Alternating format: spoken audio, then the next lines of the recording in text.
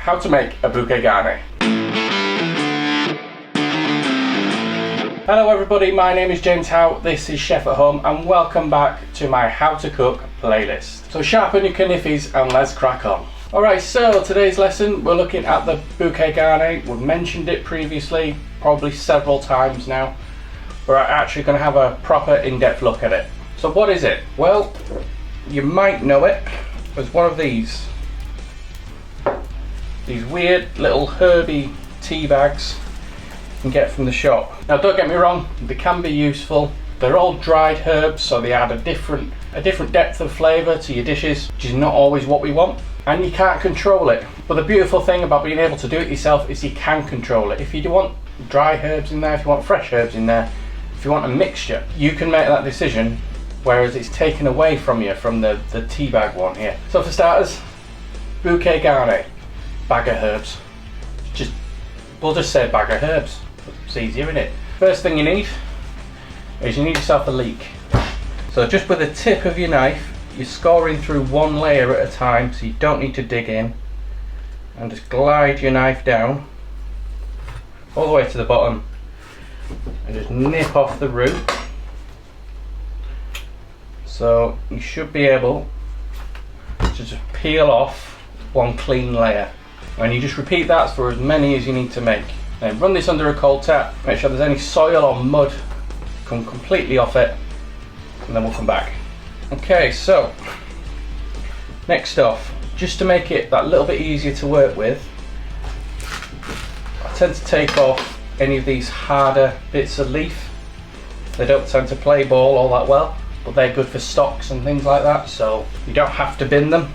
Then with the leaf, have a pan of simmering like hot water and just dunk the leaf straight into that pan. If you're sensible, you would have got a bigger pan so that the leaf fits in the bloody thing. That's going to need in there all of 20-30 seconds. It's literally just to soften it and make it pliable. After your 30 seconds, get yourself a bowl of nice cold water, ice cold if you can. Lift the leek and just plunge it into the cold water. Now that's called refreshing, so it just stops the cooking dead in its tracks. Now when it's nice and cold, onto something like kitchen roll, blue roll, whatever you've got, just drain off any of the water.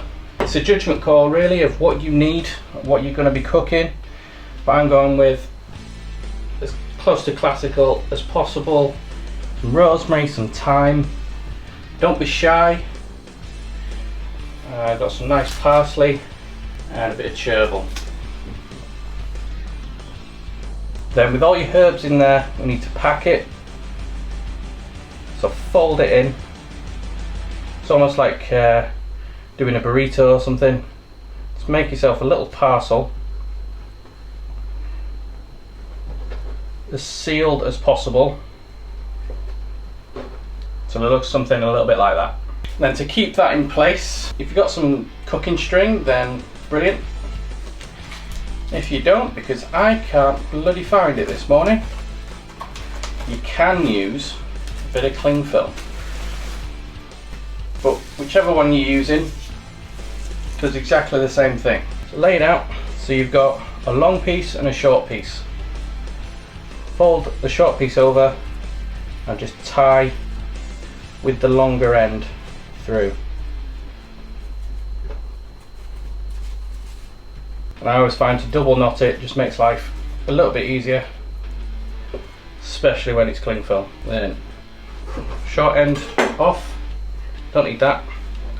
Now with this long end, we've got a little parcel to go in our stews, our soups, our sauces, whatever we're using it for. And then this bit, for example, so we're going into this pan. When you put that in your stew or your casserole, you need to be able to find it. Its job is not to be eaten, its job is to impart flavour. So we need to know where it is to be able to get it out. And if something's been cooking for 5 hours and simmering away and it's mixed through, chances are you might not be able to find it. So with the long piece of your string, your cling film or whatever, tie it to the handle, and again just nip off any excess that might, might land in a flame or something. So now when you need to later on, you can just pull it out. For the next soup you make, next stew, next casserole, try doing this, and maybe try one, and maybe even try one with the tea bag version from the shop, so you can really taste the difference. How fresh herbs bring something quite unique to a dish that dry herbs just don't have that in them anymore.